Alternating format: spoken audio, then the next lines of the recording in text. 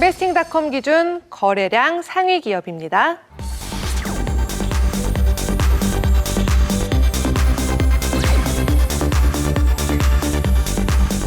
소프트웨어 기업 오라클이 인베스팅닷컴 기준 거래량 상위 기업에 올랐습니다.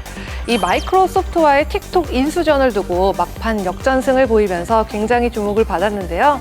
이 오라클 과연 어떤 기업인가요? 오라클은 사람들이 많이 좀 인식을 하고 있는데요. 오라클 같은 경우는 사업용 소프트웨어를 갖다 공급하는 업체로서요. 주로 개인들이 아니라 기술 업체들을 대상으로 해서 컴퓨팅 제품과 관련 서비스를 갖다 제공해주는 회사거든요. 네. 그러니까 최근에 업계 기술 업체를 보게 되면 결국에는 그 클라우딩 컴퓨팅으로 전환하는 속도가 빨라지고 있거든요. 네. 이런 환경에 가장 긍정적인 수혜를 지금 현재 받고 있고요. 줌 비디오 같은 신규 가입자가 늘면서 그 8월 말에 끝나는 회계연도 1분기에 매출액과 EPS가 각각 93억 7천만 달러와 0.93달러를 기록해가지고요. 시장의 예상치인 91억 9천만 달러와 0.86달러를 크게 상회했습니다. 또한 주요 수입원인 클라우드 서비스 및 라이센스 지원 사업 부분도 2% 증가한 69억 5천만 달러를 기록했습니다. 클라우드 컴퓨팅 사업에 경쟁자가 굉장히 많은 한가운데 있는 것 같은데 이 와중에 왜 거래가 이렇게 급등을 했을까요?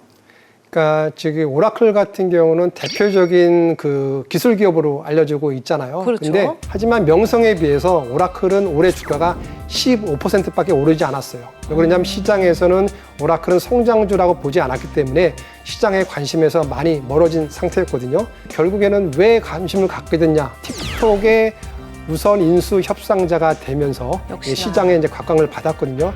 오라클 같은 경우는 아까 제가 말씀을 드린 대로 그 개인 소비자를 대상으로 한 것이 아니라 B2B, 즉 기업 대상으로 한 그런 사업 모델을 가지고 있었거든요. 하지만 틱톡을 인수하게 되면은 매출과 그다음에 주가가 올라갈 것으로 전망되기 때문에 투자자들이 관심이 다시 한번 집중이 되면서 거래량이 크게 증가한 것으로 분석이 되고 있습니다. 오라클이 솔직히 알면 알수록 굉장히 괜찮은 기업인데 시장 점유율이 2%대 밖이었었어요.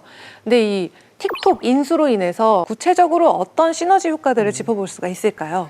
그러니까 만약에 오라클하고 틱톡이 만약에 합쳐진다면은 틱톡이 소유하고 있는 서비스가 결국에는 오라클의 클라우드 플랫폼에 힘을 좀 실어줄 거로 지금 전망을 하고 있는데요. 네. 현재 틱톡 같은 경우는 미국에서 약 1억 명 이상의 지금 사용자가 지금 사용을 하고 있고요. 특히 주 사용층이 18세에서 24세로 상당히 젊기 때문에 향후에 성장 가능성은 높고요. 틱톡에서 발생되는 많은 방대한 데이터가 결국에는 오라클의 클라우드 플랫폼에 저장이 될 수 있기 때문에 이 관련 비즈니스가 되게 커질 것으로 보고 있고요. B2C 시장까지 확장으로써 시너지 효과가 좀 클 것으로 생각을 하고 있습니다. 그럼 이 오라클과 연관지을 만한 다른 해외 기업들은 많지만 국내 기업은 또 어디를 꼽아볼 수가 있을까요? 이제 국내 기업의 최근에 뭐 클라우드 관련주로 지금 각광을 받고 있는 중소형주 하나가 지금 엑셈이거든요. 엑셈 같은 경우는 데이터베이스 모니터링 튜닝과 그다음에 그 웹서버 성능 관리 소프트웨어를 갖다가 설계, 개발해서 판매하는 그런 회사거든요. 특히 한국의 오라클의 그 튜닝 전문 컨설턴트들이 모여서 2001년도에 그 설립을 했습니다. 특히 최근에는 각광을 받고 있는 게 최근에 한국판 뉴딜이 있잖아요. 네. 한국판 뉴딜의 두 핵심 축이 그 디지털 뉴딜과 그린 뉴딜인데 뉴딜. 최근에는 한전의 그 빅데이터 사업을 수행했고요. 그리고 최근에는 또한 그 한국에너지공단의 빅데이터 기반 지능형 에너지 관리 사업을 지금 체결을 했습니다. 한국판 뉴딜로 인해서 공공에너지 부분의 그 빅데이터 시장이 커질 것으로 예상되고 있거든요. 따라서 엑셈의 관련 매출도 좀 증가하고 따라서 주가도 이에 따라서 좀 연동되지 않을까 이렇게 보고 있습니다. 다시 오라클로 돌아와서 블룸버그에 재밌는 기사가 하나 있었는데요. MS는 패자가 아니고 오라클도 승자는 아니다.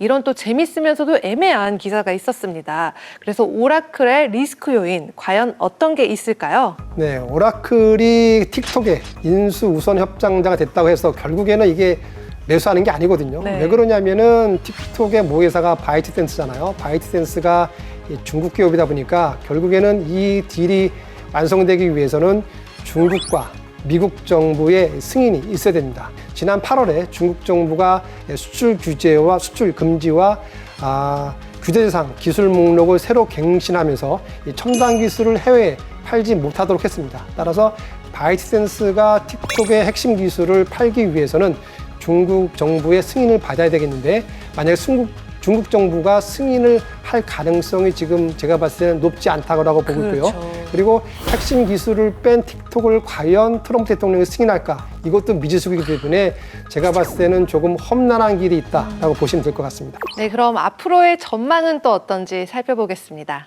제가 봤을 때 오라클 같은 경우는 자기들이 하고 있는 클라우딩 컴퓨팅과 그다음에 소비자 데이터 사업을 갖다가 강화하려고 지금 틱톡을 인수하는 게 아니냐 이렇게 보고 있거든요. 오라클은 이렇게 그 사용자들의 데이터를 갖다 기반으로 한 타겟 광고까지 지금 노린다는 얘기거든요. 그리고 사용자 데이터를 갖다 기반으로 해서 프로필을 만들어서 이 광고주한테 파는, 즉 데이터 수수료 사업을 포함한 다양한 광고를 지금 노리고 있기 때문에 제가 봤을 때는 이제까지와는 전혀 다른 모습을 보일 가능성이 높다라고 하는데 결국에는 이러한 오라클의 틱톡 인수를 중국과 미국 정부가 승인하느냐, 그건 제가 봤을 때는 조금 예측할 수 없기 때문에 가장 큰 리스크가 되지 않을까 이렇게 보고 있습니다. 네, 지금까지 이야기 나눠본 거래량 상위 기업 오라클에 대한 김수현의 한 줄평. 오라클, 이 Z세대를 사로잡는 15처의 미라클. 앞으로도 기대해 보겠습니다. 방송 보시면서 오라클에 대해서 더 궁금한 점이 있거나 이 기업에 투자를 해보고 싶다 하시는 분들은요, 카카오톡 채널에서 필살기 해외 투자를 검색하신 후 친구 추가해 주세요.